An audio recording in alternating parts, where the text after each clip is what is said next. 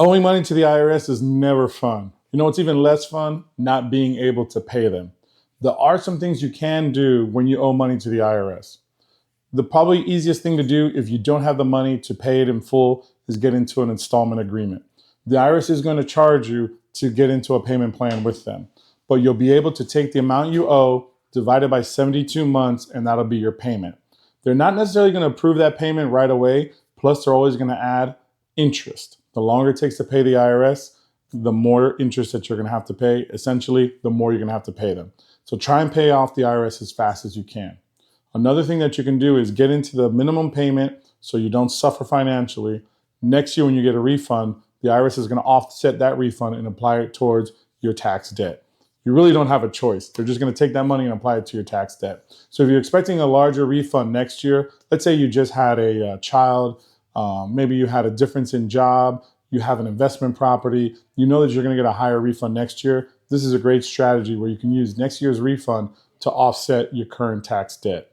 Just remember, the longer it takes to pay the IRS, the more interest they're going to charge you, and the more you're going to end up owing them. There is something else you can do when you owe the IRS. A lot of times when you owe them, there are penalties and there's interest in there. You can apply to get those penalties removed and sometimes that interest reduced. The penalties and abatement form, most of the time, is a one-time only that you can use. I have had clients that have been able to do the penalties and abatement for multiple years.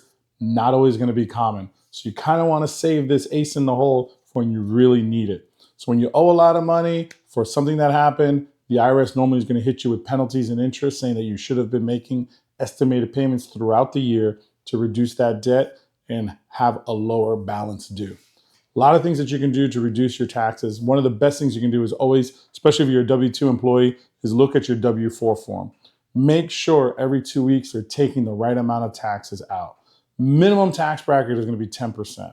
So if you're in the minimum tax bracket, you want to make sure every 2 weeks you're taking 10% out of your total income as taxes. All right, that's going to add up at the end of the year.